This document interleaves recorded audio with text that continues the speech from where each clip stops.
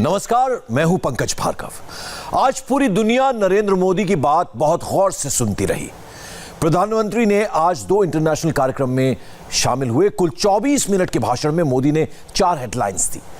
इनमें से 3 हेडलाइंस चीन के लिए और 1 पाकिस्तान के लिए है। कोरोना के बाद दुनिया बदल रही है। नरेंद्र मोदी ने आगे का रोड मैप बता दिया है। प्रधानमंत्री नरेंद्र मोदी ग्लोबल समिट में बोल रहे हैं। प्रधानमंत्री के एक एक शब्द को गौर से सुन रहे हैं शी जिनपिंग। भारत का मानना है कि यूएन सिक्योरिटी काउंसिल में रिफॉर्म्स बहुत ही अनिवार्य है।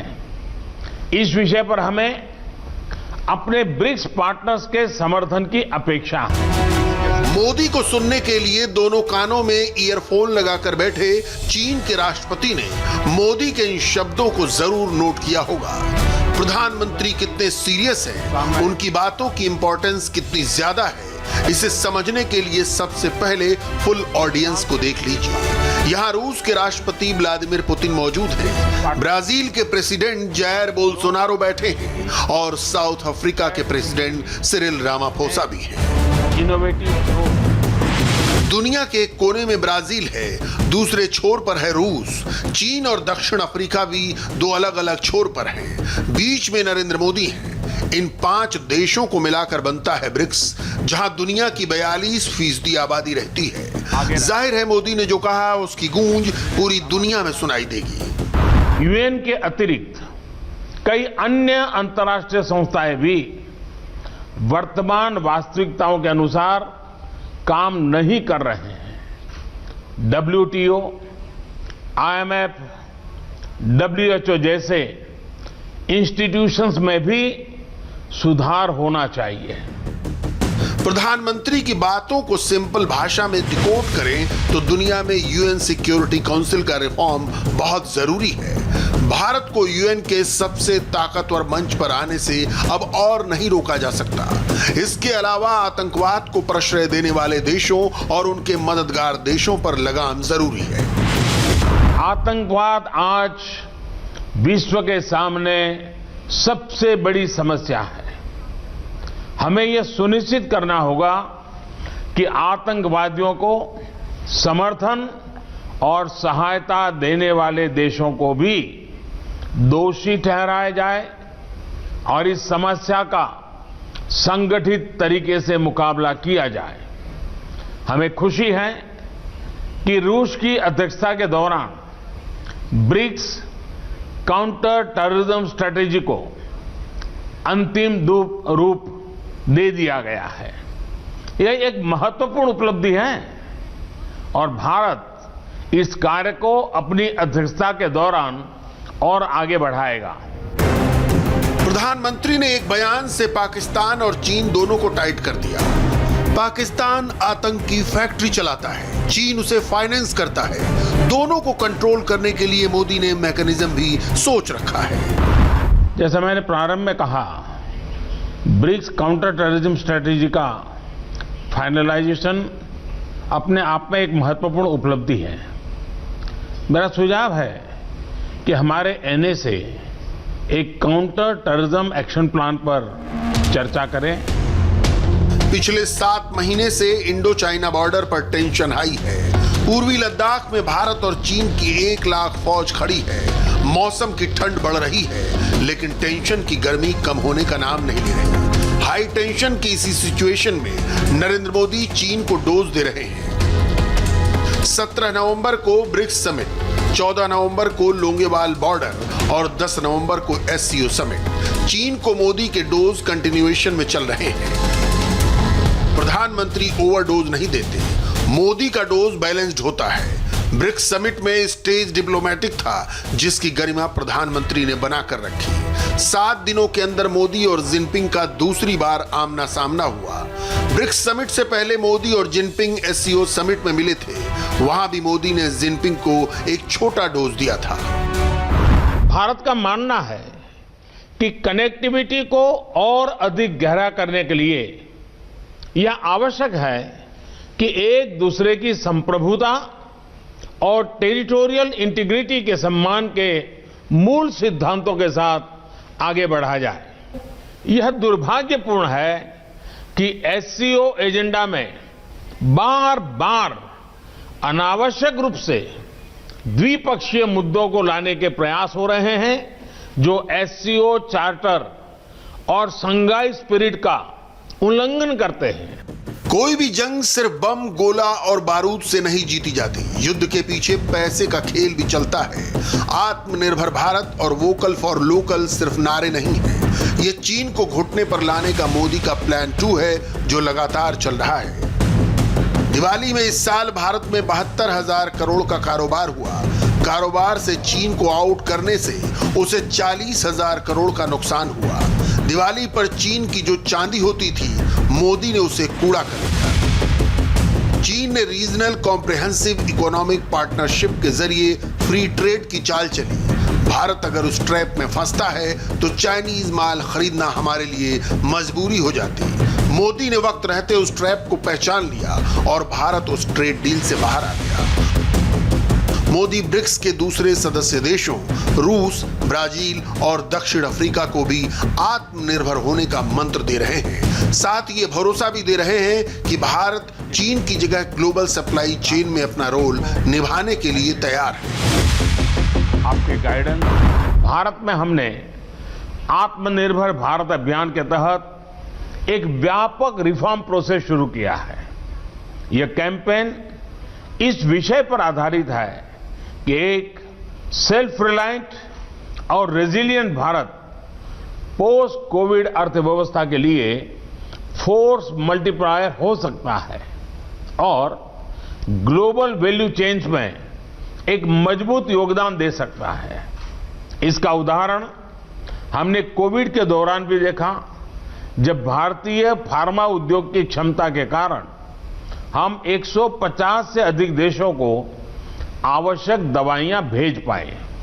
जैसा मैंने पहले भी कहा है, हमारी वैक्सीन उत्पादन और डिलीवरी क्षमता भी इस तरह मानवता के हित में काम आएगी।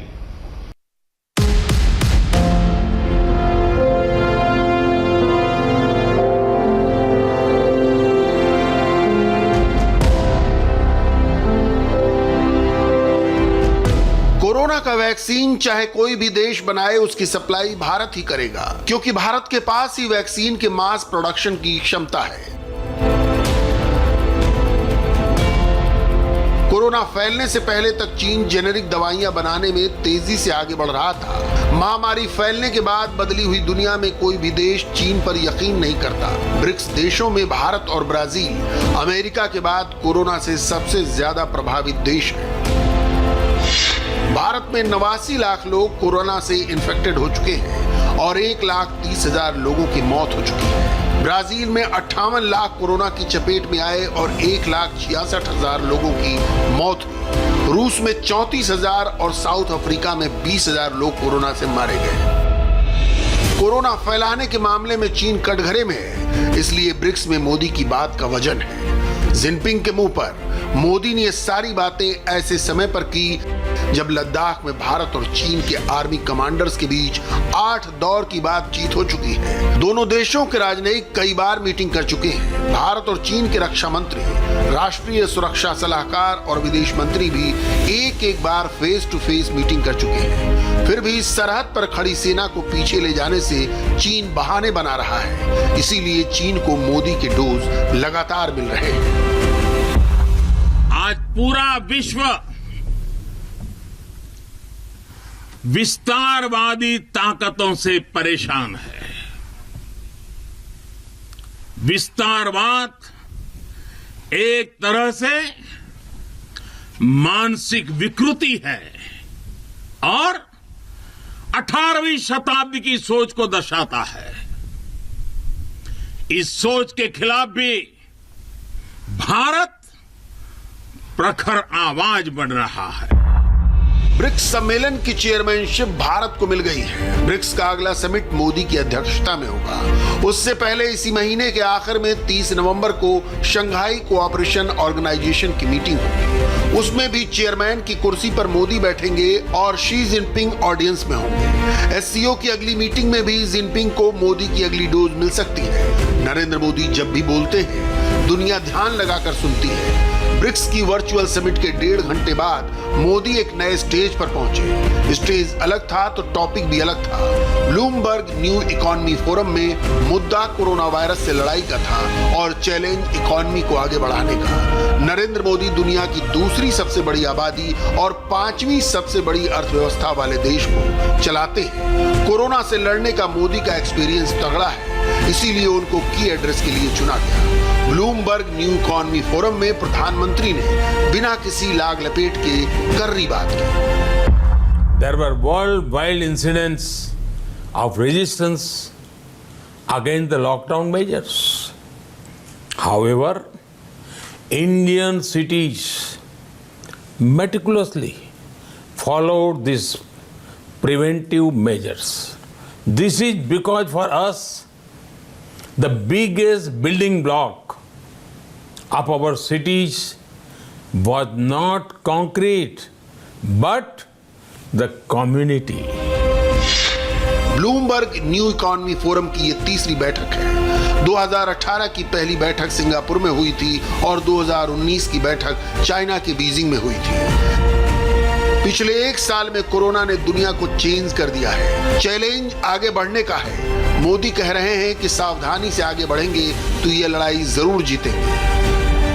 COVID-19 has given a chance to accelerate our process of making cities more livable for people.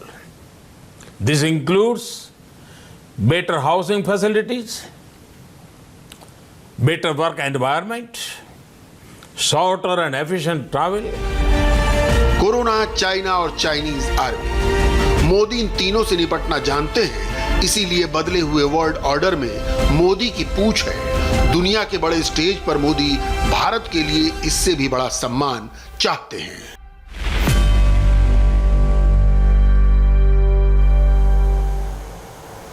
प्रधानमंत्री नरेंद्र मोदी ने बिना नाम लिए पाकिस्तान को एक्सपोज कर दिया।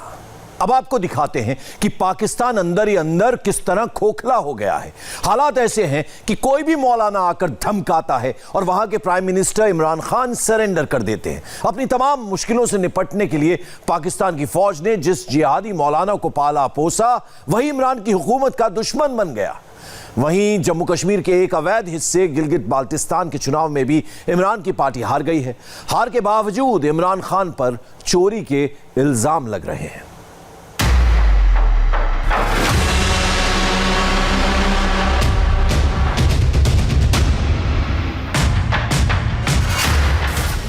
मुसलमान हुक्मरानों का यह काम है कि मरने के बाद भी वो क्या कर रहे हैं, और तुम जनाब कौम को जनाब लाला पाप लगा कर जी हम खत लिख रहे हैं, हम खत लिख रहे हैं, हम खत की हमें जरूरत नहीं।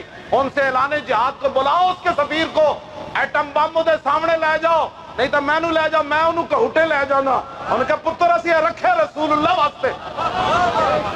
तेरे तुहाडे कोल गल नहीं होती, मैं कर देना है गल। ये कोई गल है? सारे यूरोप के सारे सफीरां मैंने मेरे नाल लाओ, मैं उन्होंने ले जाना कहूटे, गौरी दे सामने ले जाना, खालिद टैंक दे सामने ले जा चलिया। ये सारा कुछ असी हुजूर वास्ते रखा, बंदे ने पुत्र बन जाओ। वैसे असी बड़े मस्कीन है, तुहाडे नाल नहीं लड़दे। इस मसले च असी तुहानू जनाब एज कत्ल करके रख देंगे, खबरदार। एक मौलाना गरजा और इमरान खान कांपने लगा।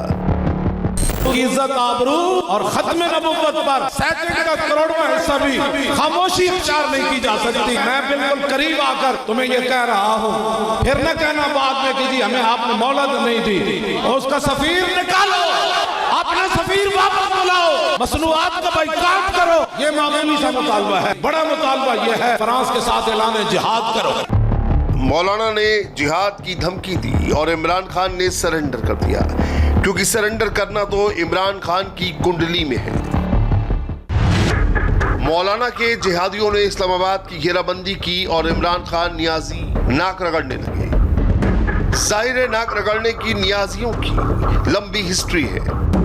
1971 के बांग्लादेश युद्ध से लेकर अब तक पाकिस्तान के नियाजी सरेंडर ही करते आए हैं। अगर कोई नहीं मानेगा तो हम पुलिस वाले को मारेगा। हम पठानों का जुबान एक है, जो बोलेगा वो करेगा। ये हमारी मंजिल नहीं है। अगर ये बाज आ जाए तो इनके हक में बेहतर है, वरना सफारत खाना हमारी मंजिल है। पाकिस्तान में हुकूमत से भी पावरफुल हो गया है एक मौलाना। पाकिस्तान की हुकूमत पर जिहादियों का फुल कंट्रोल हो गया है। इसकी मिसाल है मौलाना खादिम हुसैन रिजवी। बरेलवी फिरके से ताल्लुक रखने वाला ये मौलाना कई दिनों से फ्रांस के खिलाफ गरज बरस रहा था। 60% पूरी दुनिया जो ज्यादा फ्रांस से पैदा होता है, हुजूर के बारे में बात करता है। ऐलान जिहाद करो इसके खिलाफ। जो कहता है हम फ्रांस के साथ हैं, सुनो, हम मोहम्मद अरबी के गुलाम हैं। सदियों के बाद हमारा ऐलान भी सुन। तू फ्रांस के साथ है तो हम रसूलुल्लाह की गुलामी में सर लेकर हाजिर है। खादिम रिजवी के निशाने पर फ्रांस से ज्यादा इमरान खान थे। मौलाना को लग रहा था कि फ्रांस में मुसलमानों के पैगंबर मोहम्मद का कार्टून फिर से छापकर उनका जो अपमान हुआ है उसके खिलाफ इमरान ने आवाज नहीं उठाई, बस ट्वीट कर खत लिख दिया और फारिग हो गए। और इससे मौलाना खादिम हुसैन रिजवी बेहद खफा हो गया।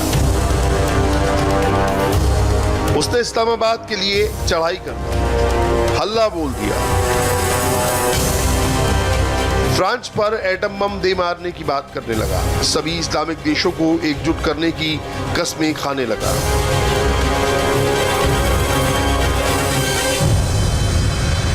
फ्रांस तो चैलेंज कर रहा और 10 एटम बम क्यों रखा तुसी? ओ एटम बम बाहर कटो, बाहर कटो एटम बम नो। हाँ जी, और बाहर कटो एटम बम, ऐलान जिहाद करो और सारे मर जाइए। क़यामत वाले दिन हुजूर के सामने तो शर्मिंदगी नहीं होनी। खादिम हुसैन ने पैगंबर के नाम पर इस्लामाबाद कूच कर दिया। मौलाना के समर्थकों को काफिला पाकिस्तान की राजधानी इस्लामाबाद और आर्मी हेडक्वार्टर रावलपिंडी के बीच फैजाबाद नाम की जगह पर रोक दिया गया। मौलाना के समर्थकों ने इमरान खान को फ्रांस को कोसते हुए दिन रात का डेरा जमा दिया। जब तक हमारे अमीरुल मुजाहिदीन आगे कोई लाहे अमल नहीं देते, हम इधर बैठे हुए हैं। हम पर इंशाल्लाह जाने कुर्बान करने के लिए तैयार। हम तो ये आए हैं, हम अपने घर ये कह के हम कश्तियाँ जला कर आए हैं। हम अपनी जान और खून का आखिरी कतरा जो है नमूस रिसालत के लिए हमारा कुर्बान। यानी जब तक फ्रांस के सफीर को पाकिस्तान से नहीं निकाला जाएगा आप यहाँ पर रहेंगे? इंशाल्लाह। एक्सपर्ट का कहना है कि इमरान खान और मौलाना रिजवी की फ्रेंडली फाइट है, क्योंकि अंदर खाने में तो सब जुड़े हुए हैं। ये मौलाना पाकिस्तान की फौज का ही तैयार किया हुआ है। जब भी फौज पर इल्जाम लगाता है उसे चुनी हुई सरकारों को मैसेज देना होता है, तो ये मौलाना इस्लामाबाद कूच कर देता है। महज 5 बरस पहले मौलाना खादिम हुसैन रिजवी ने तहरीके लब्बैक नाम से पार्टी बनाई है। कहने को तो इसका मकसद इस्लाम की हिफाजत है, मगर ये पाकिस्तान के एस्टेब्लिशमेंट यानी पाकिस्तान आर्मी का मौलाना मोहरा है। इसका इस्तेमाल वहाँ की फौज कभी अपने बचाव में तो कभी अपने सियासी विरोधियों के खिलाफ करती आई है। आज जो लोग इतना हाथ उठाते हैं, फिर इतना उठाते हैं, फिर कहते हैं ये सियासी नारा है, कोई कहता है मजहबी नारा है, कोई कहता है पंजाबी नारा है। और मैं आखा जेड़ा भी है गल तो हुजूर दी है ना। असी तो तुहानू कुछ नहीं किया, असी तो तुहानू कुछ नहीं किया। मौलाना खुदा बख्श खैर पूरी नु भौंकी मर गई। मौलाना वापस आके खड़े हो गए, फरमाया मैंने तुझे कुछ नहीं कहा, ये तो मेरे रब की गैरत ने गवारा ने किया कि तू उसके बंदे को भौंकी क्यों है। और मौलाना भौंके क्यों सलामत न रहे, तेरे रसूलुल्लाह नाल कोई गद्दारी कर जाए फिर किस तरह सलामत रह सकता। मौलाना खादिम रिजवी और पाकिस्तान की आर्मी के बीच अंदरूनी सांठगांठ का सबूत ये वीडियो है। जब 2018 में मौलाना ने इस्लामाबाद में कई दिनों तक धरना दिया था तो उसे फौज ने दखल देकर खत्म कराया था। तब पाकिस्तान का एक आर्मी ऑफिसर मौलाना के सपोर्टर्स को लिफाफे बांटता दिखाई दिया था। पाकिस्तान की फौज ही मौलाना रिजवी का रिमोट कंट्रोल है। ये बात इस वीडियो से बिल्कुल क्लियर है। बाजवा को अभी इस जहर उगलने वाले मौलाना की जरूरत क्यों पड़ी उसे ऐसे समझिए। फौज के selected prime minister Imran Khan के खिलाफ पाकिस्तान की सभी विपक्षी पार्टियों ने मोर्चा खोल दिया है। महंगाई के कारण पाकिस्तान की पब्लिक नाराज है। पाकिस्तान में 2 से 3 महीने से आटे की किल्लत है। कोरोना के मामले पाकिस्तान में लगातार बढ़ते जा रहे हैं। फ्रांस से सख्ती न बरतने को लेकर पाकिस्तान के कट्टरपंथी और मौलाना खफा है। कश्मीर मसले पर पाकिस्तान को कोई कामयाबी नहीं मिली है। सऊदी अरब ने पाकिस्तान पर कर्ज वापस करने का दबाव बढ़ा दिया है। गिलगिट बाल्टिस्तान के इलेक्शन में धांधली के इल्जाम लग रहे हैं। साथियों, आप तो 12 सीटें जीत रहे थे।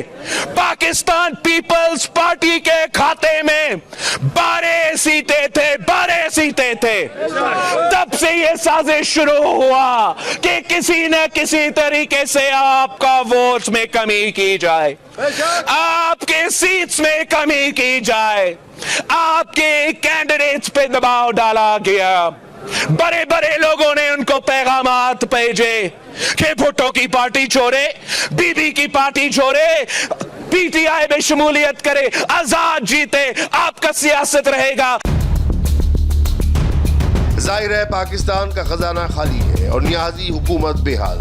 ऐसे में इस्लाम के नाम पर, जिहाद के नाम पर, कट्टरपंथ के नाम पर पाकिस्तान में मजहबी सियासत का खेल खेला जा रहा है। फ्रांस तो एक बहाना है, असली मकसद तो ध्यान भटकाना है, क्योंकि ये कट्टरपंथी मौलाना फ्रांस के राजपूत को वापस भेजने की मांग कर रहा है। पाकिस्तान में फ्रांस का कोई दूत है ही नहीं। फ्रांस की एम्बेसी बंद नहीं की जा सकती, लेकिन आर्जी तौर पे उन्हें कहा जा सकता है कि आप अपना स्टाफ यहाँ से निकाल लें, हम आपको सिक्योरिटी प्रोवाइड नहीं करेंगे, हमारे यहाँ लॉ एंड ऑर्डर की सिचुएशन है। हो सकता है पाकिस्तान का सफीर फ्रांस में है ही नहीं, इसलिए जो है वो भी काबिल अमल है। इन लोगों को कहा जा सकता है कि जी एहतजाज तो हम आप नेगोशिएशन की बात कर रहे हैं, एहतजाज तो हम आपको वहां पे जाके करने की इजाजत नहीं देंगे, लेकिन आप एक वफद बना लें, नुमाइंदा वफद, जो फ्रेंच एम्बेसी में जाए और अपनी एहतजाजी वो पेश करे और उसके अंदर जो आपने उनको जुबानी भी कहना वो भी कह लें वहां पे। इसे एक मिसाल से जाहिर है कि पाकिस्तान में मौलानाओं की तकरीरें कितनी झूठी, उनके आंदोलन कितने फरेबी और उनके दावे कैसे वाहियात हैं। सबका मकसद पाकिस्तान के आम नागरिकों को उल्लू बनाना है। ठीक उसी जगह जैसे कि इमरान के वजीर शाह मोहम्मद कुरैशी ने ऐलान कर दिया था कि पाकिस्तान फ्रांस से अपना राजदूत वापस बुला रहा है, जबकि उस वक्त पेरिस में पाकिस्तान का एम्बेसडर था ही नहीं। बहरहाल करीब हफ्ते भर तक इस्लामाबाद और रावलपिंडी की नाक में दम करने के बाद अब मौलाना दावा कर रहा है कि इमरान सरकार ने उसके आगे सरेंडर कर दिया है। अब वो अपना धरना खत्म कर रहा है। मौलाना के धरने का असर रावलपिंडी और इस्लामाबाद से लेकर लाहौर तक था। धरना खत्म होने के ऐलान से सबने राहत की सांस ली है। तो एक मौलाना के आगे पाकिस्तान ने सरेंडर कर दिया। वहीं मध्य प्रदेश में कंप्यूटर बाबा को सरकार ने अपनी ताकत दिखाई। आज मध्य प्रदेश में कंप्यूटर बाबा का अवैध खजाना अनलॉक कर दिया गया। इस बार जो अनलॉक हुआ है वो बुलडोजर से हुआ है।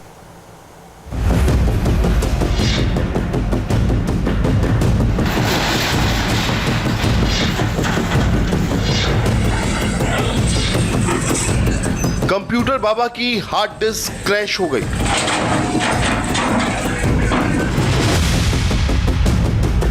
बाबा को कानून का ऐसा करंट लगा कि उनका पूरा का पूरा प्रोसेसर ही बैठ गया है।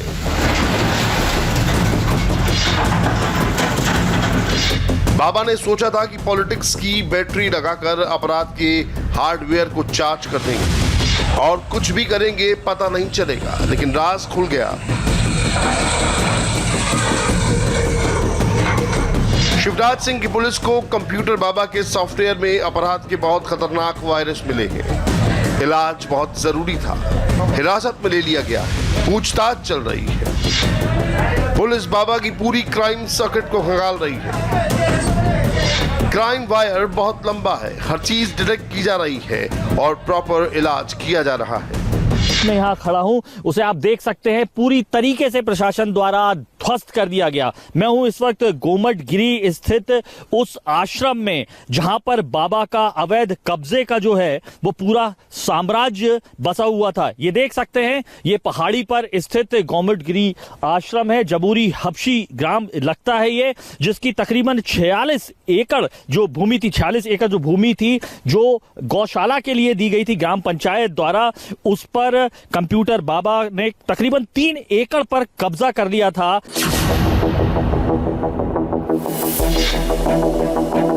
नामदेव त्यागी उर्फ कंप्यूटर बाबा ने कैसे इस आश्रम पर कब्जा किया और बाबा का ये आश्रम कम रंग महल ज्यादा था, उसकी पूरी डिटेल हमें मिली है, वो सुनिए। आश्रम को गौशाला बनाने के लिए दिया गया था। 46 एकड़ जमीन पर बना था ये आश्रम, जिसमें से 3 एकड़ जमीन पर अवैध कब्जा। 10 कमरे में बाबा के महंगे सामान थे। 5 स्टार सुविधा वाला आलीशान बाथरूम मिला, 315 बोर की राइफल, एयरगन मिली। बाबा महंगे कॉस्मेटिक्स इस्तेमाल करता था। कई आपत्तिजनक चीजें भी बरामद हुई। जो लोग कंप्यूटर बाबा को आध्यात्मिक गुरु मानते हैं, वो असल में क्या है जान लीजिए। इसमें जो वहाँ के बाथरूम था एक 5 स्टार या 7 स्टार टाइप का लेवल का था। कमरा भी उनका बहुत पॉश था। जिस प्रकार से उनके द्वारा कॉस्मेटिक्स यूज की जा रही थी, अच्छा सर, वो भी बड़ी 5 स्टार टाइप की थी। कुछ आपत्तिजनक चीजें भी मिली थी कुछ, और बंदूक मिली, तलवार मिली, सभी चीजें मिली। पुलिस ने जब्त भी किया उनको। अब जरा वो भी तस्वीर देख लीजिए जिसका जिक्र कलेक्टर साहब कर रहे थे कि बाबा का ये अवैध आश्रम जब खड़ा था तब कैसा था। कुछ इस अंदाज में कंप्यूटर बाबा इस आश्रम में रहा करता था। ये वही अवैध हिस्सा है जहां बाबा ने अपना आलीशान कमरा और बाथरूम बनवा रखा था, जहां उसके आदमी 24 घंटे रहते थे। अभी तो आपने क्राइम फाइल का पहला पन्ना देखा है, अब आपको बाबा के अवैध कब्जे की दूसरी कहानी सुनाते हैं। जुबान पर मंत्र, भगवा वस्त्र पहनने वाला ये कंप्यूटर बाबा खाली जमीन देखते ही बेचैन हो जाता है। जब जब उसके गुर्गों ने उसे कब्जे का रास्ता बताया, उसने अपने रुतबे का इस्तेमाल कर अवैध कब्जा कर लिया। एयरपोर्ट रोड की अंबिकापुरी कॉलोनी में देवी मंदिर परिसर में भी कंप्यूटर बाबा ने अवैध कब्जा कर रखा था, जिसे प्रशासन ने हटवा दिया और लिख दिया कि ये मंदिर कंप्यूटर बाबा का नहीं बल्कि सार्वजनिक है। कंप्यूटर बाबा के अवैध साम्राज्य की जो सीढ़ी है वो इन जैसे मंदिरों पर कब्जे और नए मंदिरों के निर्माण के जरिए ही मजबूत होती गई। दरअसल ये अंबिकापुरी का वो दक्षिण कालीपीठ मंदिर है जिस पर बाबा का अवैध कब्जा पिछले कई सालों से बरकरार था। अगर यहाँ के रहवासियों की माने तो बाबा 3100 रुपए से लेके 5000 रुपए की रसीद कटवाने के बाद ही उन्हें अंदर जाने देता था। वहीं लोग हालांकि बाबा के जो डर के कारण या आतंक के कारण कहें, खुलकर बोलने को तैयार नहीं। जब हम अंबिकापुर कॉलोनी के मंदिर पर पहुंचे तो हमें कंप्यूटर बाबा के एक और खेल का पता चला। वहाँ जो भी सामाजिक या धार्मिक कार्यक्रम करना चाहते थे वहाँ के रहवासी, उसमें बाबा पैसा लेता था। पहले पैसे लेकर रसीद काटी जाती थी, तो बहुत सारी चीजें थी वहाँ। लोगों के साथ बदतमीजियां भी होती थी। जो लोग कंप्यूटर बाबा के आदेश पर नाफरमानी करते थे, कंप्यूटर बाबा का असली चेहरा सामने आ जाता। राजेश खत्री ने भी मंदिर में बाबा के अवैध कब्जे के खिलाफ आवाज उठाई तो बाबा तलवार लेकर अपने 8-10 चेलों के साथ राजेश खत्री के घर में घुस गया। जान से मारने की धमकी दी। इसी मामले पर पुलिस ने बाबा की 1 दिन की रिमांड ली है। अंबिकापुरी इलाके के देवी मंदिर पर कंप्यूटर बाबा के अवैध कब्जे के खिलाफ जब यहाँ के रहवासी राजेश खत्री ने आवाज उठाई तो उनका आरोप है कंप्यूटर बाबा अपने साथियों के साथ तलवार लेकर उनके घर घुस गए और उन्हें जान से मारने की धमकी भी दी। दरअसल राजेश खत्री ने कंप्यूटर बाबा से शिकायत की थी कि इस देवी मंदिर में अपराधियों का आना जाना है और अवैध गतिविधियां संचालित इसी मंदिर से होती हैं।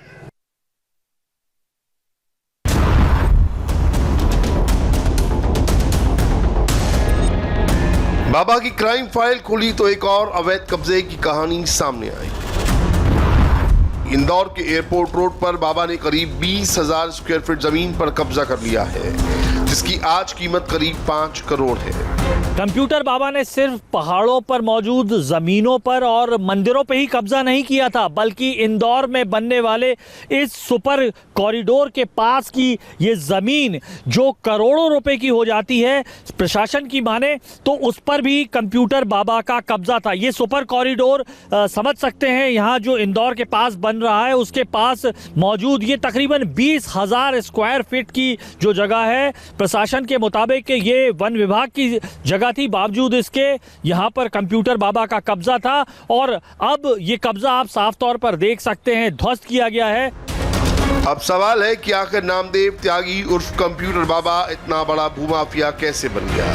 हमने कंप्यूटर बाबा की पूरी कुंडली खंगाली तो सबसे पहला नाम आया रमेश तोमर। रमेश तोमर इलाके का नामी बदमाश है जिस पर 20 से ज्यादा आपराधिक मामले हैं। जो रमेश तोमर है इनके खिलाफ 19 आपराधिक प्रकरण दर्ज हैं। तो जो क्रिमिनल सांठगांठ है वो साफ देखने में आ रही है और यहाँ पर जब इनकी जांच कराई गई तो इन्होंने कई मकान अवैधानिक रूप से बनाए हैं और दूसरों के मकान पे भी कब्जे किए हुए। इनके खिलाफ आपराधिक षड्यंत्र 420 वसूली और मारपीट इत्यादि के कई मुकदमे दर्ज हैं।